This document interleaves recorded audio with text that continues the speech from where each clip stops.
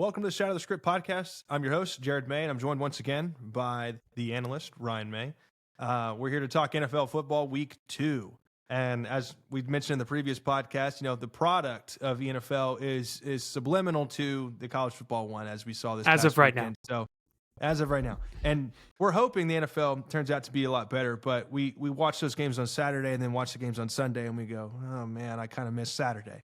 But going into it, if you're not a follower of the show, make sure to go to YouTube and search at Shadow of the Script and be a subscriber. And that way you get notifications for all of our latest episodes and posts and things like that. On TikTok, Instagram, and X, you can find us at Shadow of the Script or STS_pod. That way you can find all of our 30 to 60 second clips from our episodes, and you can like and share with your friends and things like that to gain more exposure for the Shadow of the Script network. But today we're covering NFL, like I mentioned earlier, and we got, I think, some highlights that we did not expect. In terms of the Thursday Night Football game, once again, you had the Packers with a very strong outing against the Commanders. We had some injuries on the Commanders' side. Nevertheless, you had, the Eagles and Chiefs Super Bowl rematch that was kind of defensively oriented. You had a Burrow injury, which were kind of shadow the script on that, which I'm sure Ryan's itching at that opportunity. And then you had the Houston Texans kind of poor start, going 0-2. We could always talk about the Cowboys towards the end if we have time, seeing that was one of the exciting games of the weekend. But it kind of all relays to last week's evaluation of Dallas, so it's kind of the same. Yeah. Kind of the same thing. Dak, I was going to say, going out there and fucking. We're trying not everybody knows we're Dallas fans, so it's like we try and speak outside of the week that we're like, okay, this week we're going to speak outside of the Cowboys. Of course, they have the most exciting game against the most, probably subpar bottom 3 team in the NFL. Anyway, it's ridiculous. Yeah, just watching that game, shaking my head the entire time. Yeah. Russell Wilson on the Giants throwing for 400+ yards. Headlines. We got to talk about it. Did you see Dallas's win? But anyway, yeah, we'll start with the Thursday Night Football game. Excuse me. The Packers obviously acquired Micah Parsons via the Cowboys as the offseason concluded and the preseason concluded. And we're looking at, in my opinion, of a top-tier defense. However, I kind of want to go into, and I think that's true. But I kind of want to go into as well, because I think we both are on this side of the fence with the Commanders, is the Commanders are not as advertised. They are not as good as people claim that they are. And yes, that whether that be a sophomore slump or whatever, let's dig into it. What did you see on Thursday Night Football? What have you seen from the Commanders so far? What are your opinions over there with a Dan Quinn team? Yeah, well, you're just leading right into where I'm going. First off, we'll go with the Commanders. Last year, I've been a hater of the Commanders over this offseason, and the reason I have been is because if you go look back at their roster, or if you go look back at their schedule last year, they didn't really play anybody crazy. Think about it. They lost to the Cowboys at home with the Cowboys using Cooper Rush as their quarterback. They should have lost twice. So they should have lost twice to Dallas. Anyway, their schedule was very easy last year. Then they go in the playoffs and then play the Bucks without Chris Godwin and basically injury decimated. Their defense last year was very bad. Then they go play the Lions, who are basically on defense were dead. They were dead. And they had one of their worst offensive games of the NFL. Then they got slapped by the Eagles. Moving forward into this year, the roster just isn't that much better. They kind of took last year, I called them the island of misfit toys before I knew they were going to go to the NFC Championship. But, they took a lot of pieces from Dallas that Dallas didn't bring back. They took a lot of pieces from like Bobby Wagner, somebody that's played with Dan Quinn in the past on the Legion of Boom when he was in his younger career days. They got rid of John Dotson, but they took like Noah Brown, Tyler Baez, Dorrance Armstrong, or is it Dorrance Armstrong or who? Yeah, Dorrance Armstrong. Yeah, so they took a lot of Marshawn Lattimore, a lot of pieces that were kind of missing around the league and didn't really have a home, and brought him in there with Jaden Daniels. And so their roster moving into this year, Austin Eckler's another one, but moving into this year, they didn't really improve the offense at all, and they're going to have a harder schedule. I mean, so going into this game, the Packers, I mean, they look incredible, and I would have said that even before they got Micah Parsons.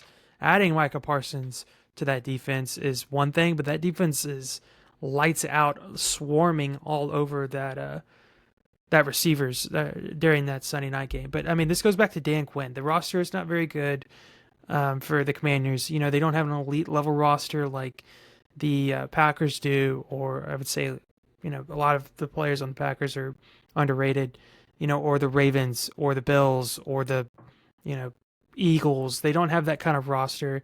And on top of that, Dan Quinn is historically, and like I've said, and we know as Cowboys fans, when Shanahan, or when he plays a Shanahan, anybody in the Shanahan tree, or if he plays a good team that's above 500, you better expect points to be scored, because he can't stop anything if the team is over 500. And we saw that all the time in Dallas, where Dak would have to get in shootouts and our defense would just completely disappear, whether it would be the Niners, the Eagles, whoever.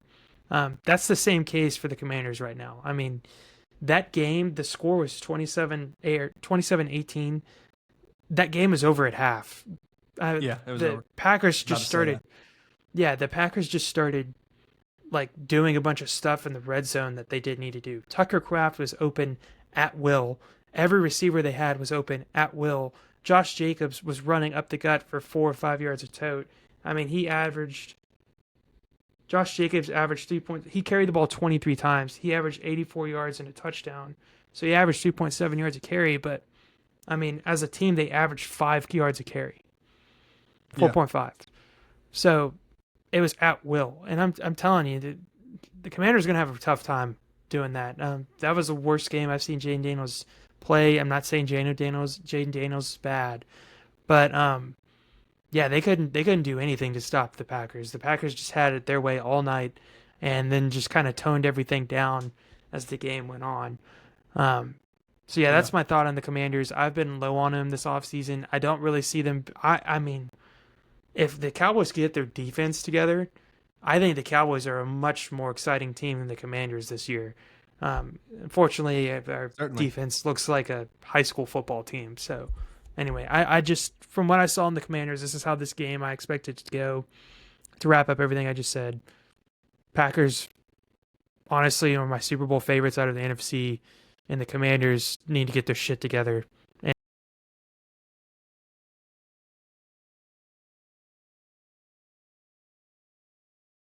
Okay. I thought you disappeared for a second and kind of glitched out, but we got you. Yeah, I think on the Commanders side, I'm just going to wait for him to load back in.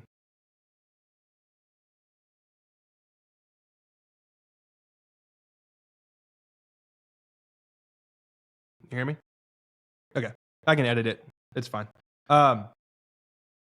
The Commanders, when I'm looking at them, I see Jaden Daniels playing. I see him kind of trouting around in the pocket a little bit too much. It's that notion of a dual threat quarterback not getting rid of the ball in ample time. And I'm hard on this with every quarterback. Just I can't stand standing in the pocket at the NFL level for more than 3 or 4 seconds. It's just, it doesn't work. It's not sustainable. Identifying packages and knowing who you have on the field and then calling a pass protection that works against the blitz that's being shown or the pressure that's being shown is absolutely necessary every play from quarter 1 to quarter 4 to be successful in this league. Bad offensive line or not, it's what's needed to happen. I mean, you have a 34 veteran who led your team in receiving, by the way, with Zach Ertz. You know, he's a pretty decent blocking tight end. You know, it's just things like that. I always look at him and I'm like, that has to be addressed in the quarterback room of, hey, by the way, if they're showing pressure, you can't just outrun them. This is the NFL. So when I look at it in terms of receiving, you know, with Terry McLaurin and, you know, people looking at Debo going, Debo might be back. And it's like, he's doing the same thing he was doing the last 3 or 4 years. And that's sweeps in routes, anything but behind the line of scrimmage, anything before the sticks. And so I get real worried with the team. I go back to sustainability. I don't think it's sustainable.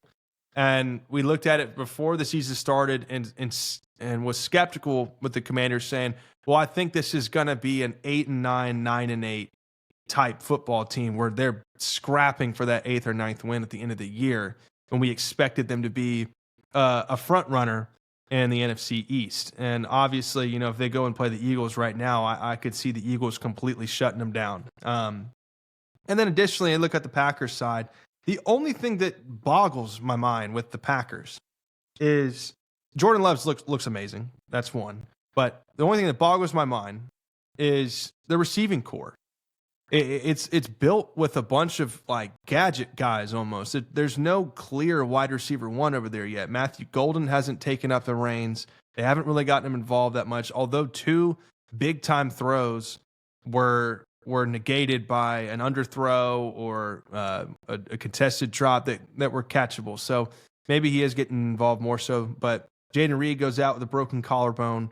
And then the rest of the guys are, Romeo Doubs, Dontavian Wicks, Savion Williams, Matthew Golden, and I think there's one other guy, Christian Watson, who they just gave a 1-year extension to basically say, we believe in your talent, and please don't hurt your hamstring again. Yeah. So please don't run 40 yards of ribbon. I don't know. Yeah, exactly. So when I go through that, that's one of the things that concerns me. The Eagles versus the Chiefs. They're continuing to win football games. This is the Super Bowl rematch, essentially. And the Chiefs obviously starting 0-2 now. Travis Kelce is throwing tantrums and not backing it up on the field. I look at this game. Hurts barely eclipses 100 yards passing and go, how do the Eagles keep winning these games? The tush push is now extremely aggravating to everybody across the league, regardless of the fact that they're allowing to keep it.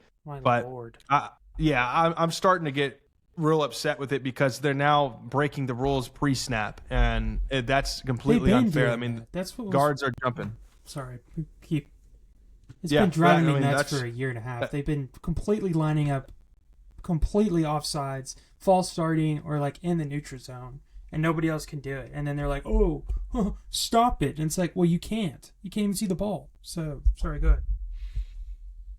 Yeah, I mean, I think the Eagles are very, very good at letting Jalen Hurts do the absolute minimum to win the football game because Jalen Hurts does not care. I mean, and that's a good trait, but you can't see that and then go, Jalen Hurts is top 5. Yeah. You just can't. And it's more like a Joe Flacco situation. It's like Joe Flacco wins games for the Ravens and he wins the Super Bowl, but is he really a top 5 talent? You go back and look. It's like, all right, remove the tush pushes, and he's got Joe Flacco stats. So I don't know. You know me, my opinion on Jalen Hurts. Yeah. But what did you see from the game and your reactions to the Eagles? I saw the exact same thing. I think it's more about the Chiefs might be in trouble, which they are in trouble, than the Eagles. I mean, the Eagles are just so talented, and their roster is so loaded that they can really just kind of float through the game like this. This game really took a turn on its head when Kelce dropped that ball right there in the end zone. That changed the game entirely. So what I also see is people are going to I'm starting to think about this too, the fact that maybe Mahomes is not the best quarterback in the league anymore. I think it's simply that if you've watched the games, he has little to no help. It's literally an aging Kelce and 3 or 4 receivers that didn't make it on another team. Marquise Brown's the best receiver he's got.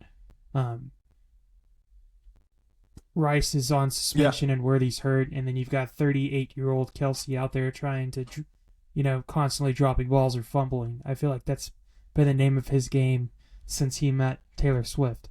So it's just kind of like a flip of the page for the Chiefs. I think they need a minor rebuild. And then the Eagles, I mean, Jalen Hurts, it's just unbelievable. He's like, I don't know. It's mind-boggling to me that a quarterback can throw for only 100 yards in 2 games and just keep winning. and people like the NFL media and everybody glorifies him. And he did the same thing last year and won a Super Bowl. Great, he won a Super Bowl, but my Lord, you're going to have to do more than just throw barely 3,000 yards, 23 touchdowns, and however many interceptions he had last year for me to be like, oh, this guy's a game changer. I mean, can you imagine what that team would do if they had, I don't know, throw Baker Mayfield on that team? Good Lord, the Eagles would be unstoppable. So it's just like the fact that they have Jalen Hurts and you watch him, freak out in the pocket behind the best offensive line, completely underthrow Devontae Smith, and Devontae Smith make a crazy play for him. He's just completely, to me, surrounded by so much talent because the Eagles front office is so good at doing it that it completely hides Jalen Hurts' minimal ability, and in my opinion. Yeah, and it's tough because at the same time, the Chiefs blitzed the crap out of Jalen Hurts in this game, and so Jalen Hurts was throwing a lot of underneath routes, and I credit him on that. That's recognizing pressure and throwing it underneath, and I think AJ Brown, he got involved this week with 5 catches and 27 yards. Whoop-de-da, I'm sure he's real happy about catching 5-yard in routes on repeat, but it wins the game, as Jalen Hurts says in scholarly theologian language, as he calls it, or as I call it. But it's like Jalen Hurts speaks in parables. And you're like, it's just enough with the cornball type stuff. It's the Jason. People call him the Jason Tatum of the NFL, and it's literally like, it's perfect. Because Jason Tatum, it's pretty good. Because Jason Tatum, he's known for doing like all of the, like everything that MJ did, like taking the picture, like the one that you always send when we're playing Rocket League, where he's like crying with the trophy. He made sure to get that when the Celtics won. Like, that's Jalen Hurts. That's what Jalen Hurts does in the NFL. The camera's on me. Yeah. Check this out. I'm gonna act like I'm cool. Yeah, we won the game. Yeah, you're like, okay, Jalen. We did what we were supposed to do to win the game, and that's what we're supposed to do. That's what we do when we win the game. What you did is you turned around and that's when I win. You turn around and handed the ball off to the best running back in the NFL right now. So, that's what you did. Yeah, and I don't, and it sounds we are hating a little bit, and I think that's fine. I think that's the shadow of the script narrative of that game is. I'm sorry. You watch that Monday Night Football game and you watch Justin Herbert play football, and you go, Jalen Hurts is a better football player or quarterback than Justin Herbert because he wins. That's your argument. That's ridiculous. If you watch Justin Herbert throw a football, it's not hypothetical Herbert. I mean, hell, his whole career is based off hypotheticals because look at the damn roster, head coaching changes, coordinator changes, running backs they've had. Look at him. He's never had anything. Now look at him. He's never had He's never had close to an ounce. Yeah, now he has a pretty sustainable coach and a good, decent roster. And you're like, oh, wow, Justin Herbert, is it an MVP odds now, top 4? No shit. Yeah. No shit. That's what happens when you get players surrounded by you. That's why I call them the disciples. When they get a good foundation, they end up producing. Look at Baker Mayfield, same damn thing. Yeah. Look at Dak. When he gets 2 weapons, he starts ripping people to shreds. People are saying Dak looks like one of the better quarterbacks to start the NFL. Shocker. Because that's the truth. So, shocker. That's just how the quarterback position is played in the NFL. Yeah. Oh, but I'm a non-player, right, Ryan Clark? Yeah. Whatever. Anyway, moving on to the next topic. Jared, Eagles get a win with barely eclipsing. Shut up and dribble, Jared. Shut up. Yeah, let me go work for ESPN. It's on site, Ryan. Imagine fighting his ass like right on the set. Just, would you call me? Anyway, going into the Bengals, as medical guy calls it, the Bengals. Joe Burrow with a grade 3 turf toe injury. We don't have to talk about the game. I mean, sure, the Bengals won. Whoop-de-da.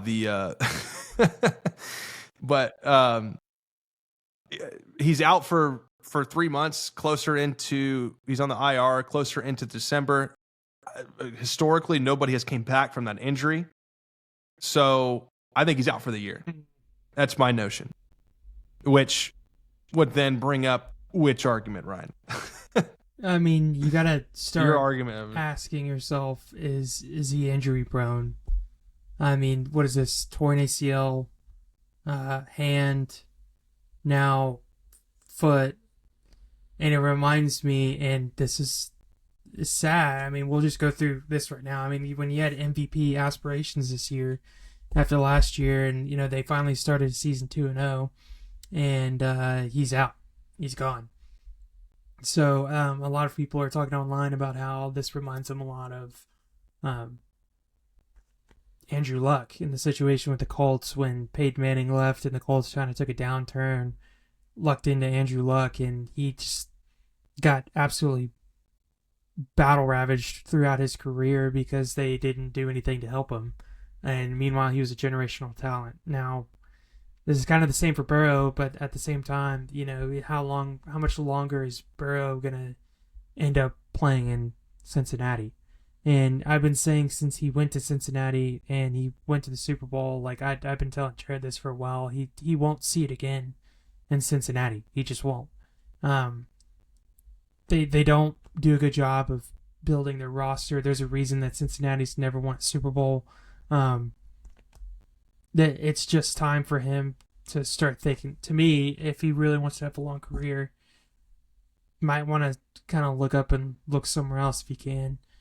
But the other part of that is that this is why I'm kind of like a little bit lower on Burrow. This is going to be the 5th season in a row he's either been injured or didn't make the playoffs. So, or the 4th, Yeah. I think. Is it the 3rd, 4th, or 5th? Yeah, 4th. Yeah. 2021 is when he got in. Yeah. So 4th straight And season. there's still people out there that compare him to Josh Allen and Lamar Jackson and Patrick Mahomes. That drives me up a wall. I think he's good. Don't get me wrong. I think he's good.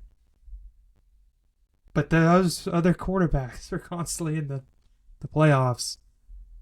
And Joe Burrow's not. And I know quarterbacks that didn't really get the pass of not having a defense. But Joe Burrow gets the automatic Well, look at it pass. this way. It just drives me nuts. Yeah. To add to your point, look at it this way. I mean, like, I know we renowned Josh Allen of being this secular talent, but you look at his weapons since Stephon Diggs has left, and it's been nowhere near what Burrow has had. And then you look at the Buffalo defense. The Buffalo defense has always been mediocre. They've never been this powerhouse of a team. They have some highlighted players over there, whether it be Tre'Davious White or Ed Oliver. But outside of that, or Matt Milano, I believe, who sustained an injury last year, I think. And we look at and the defense blew the game in the playoffs for the Bills more times than we can count. But at the end of the day, with far less weapons, and yes, weapons do matter, Josh Allen has managed to win his division, make it to championship games, and granted, he has never been to a Super Bowl, but I can't remember. I wish I had off the top of my head when Burrow got to the Super Bowl. I can't remember. I think he beat Mahomes at Arrowhead. I think that's what happened. Okay, yeah. And it's just like that's what you call a generational run in today's thing. It's like, holy crap! It's the Cinderella story, generational run. The Bengals did it. But you look at Lamar in terms of offensive weapons. Ever since before he even had Derrick Henry, he's making the playoffs. He's sustaining. He's durable.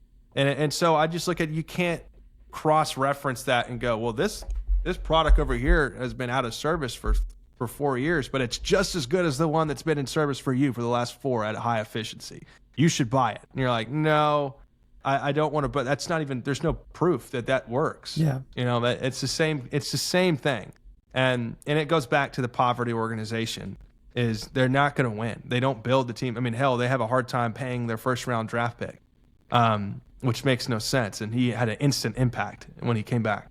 So, yeah, I look at it in terms of that. I go, you have to start asking questions, and it's okay to ask those questions about Joe Burrow. And yes, you're going to be called crazy by the people that look at Instagram and see something 4 days late from ESPN that says Joe Burrow's stats compared to Derek Carr's and go, yeah, see.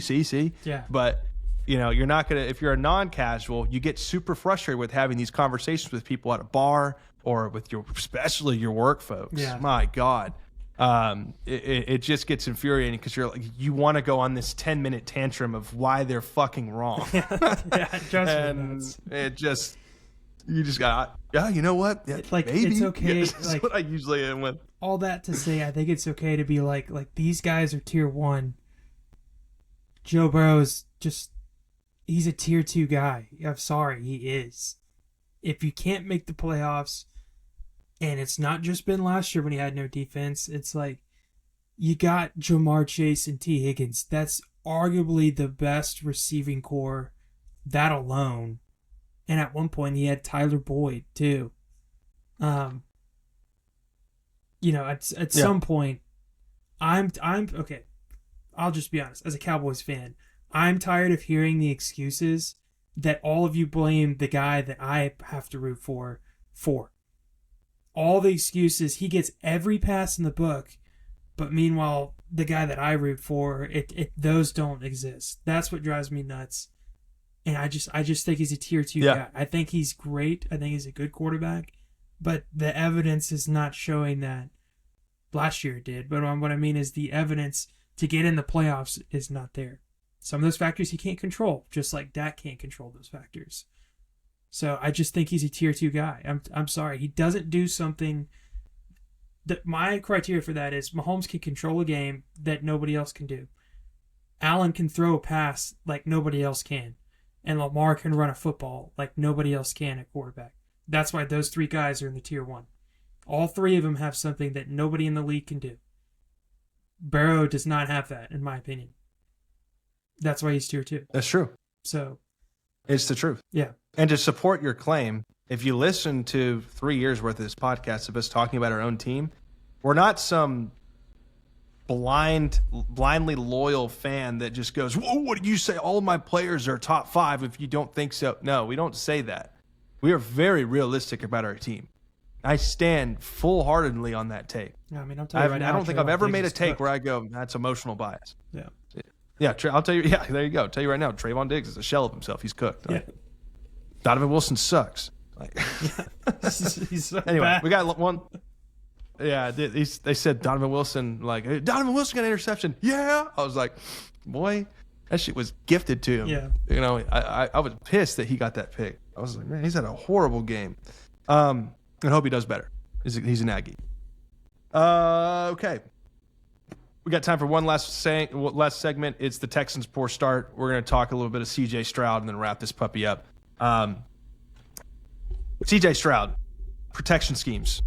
Going back to our previous talk about that, just kind of checking at the lines, things like that. C.J. Stroud doesn't have a good offensive line. They didn't protect him well, sure, but there's a lot of instances where he should have got rid of the football and his processing of open routes was just completely ignored cognitively. And I think that's a high concern. And the lackluster of effort and practice, that falls on the quarterback, in my opinion, your leader of the team. If your team isn't practicing hard and you're like, you scapegoat the team for yourself, you use the team as a scapegoat for yourself after week 1 performance, I was like, I lost respect. I was like, really?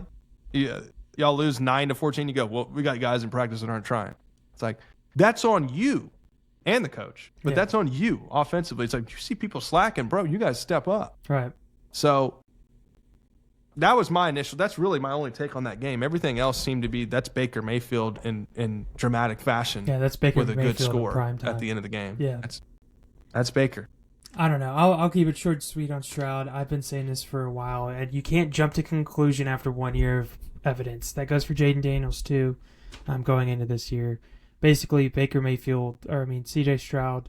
I just think he holds the ball too long. I do understand that his offensive line is not good, but there are ways that you can get around that in some cases. You can't do it every time, but he holds the ball for too long. His internal clock is not very good, and his pocket presence is, to me, just abysmal sometimes. He lets those tackles do what they're supposed to do. They make sure the pass rushers get behind him, and C.J. Stroud doesn't step up. And then he was just poor decision-making in some cases, in my opinion. I think they look worse on offense than they did last year, and that's saying a lot after going to get, Nick Chubb. Joe Mixon's out, obviously, but, they have 2 receivers that everybody was kind of chasing in the draft. Xavier Hutchinson, they added Christian Kirk, and then Jaden Higgins is the other one they chased. So, with a defense like that, you've really got to step up if you're the Texans offense, because their defense is not bad. They're a good defense. So no, yeah, it's a good defense. That's all I got on high that. Pressure rates too.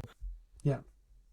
All right, yeah. Well, that wraps up our NFL episode. Of course, every week you'll be catching the Shatter the Script narratives and debunking the mainstream narratives and being an escape outlet for those mainstream outlets. You'll find it right here on Thursdays for NFL podcasts. So next week we'll have some more matchups to cover as well. We'll get to understand what these teams are about, but you'll hear it from us then and there. Yeah. But if you're not following on the socials, you can find us at Shatter the Script on YouTube or you'll find this episode on Apple Podcasts, YouTube, and Spotify as well. And then, of course, exterior content, TikTok, Instagram, and Twitter. You can find us at Shatter the Script or STS_pod. It's X now. All right. It's X. It's X. Find us on X. All right.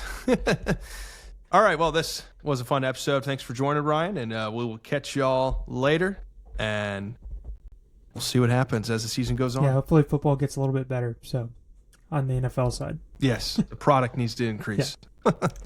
All right, deuces.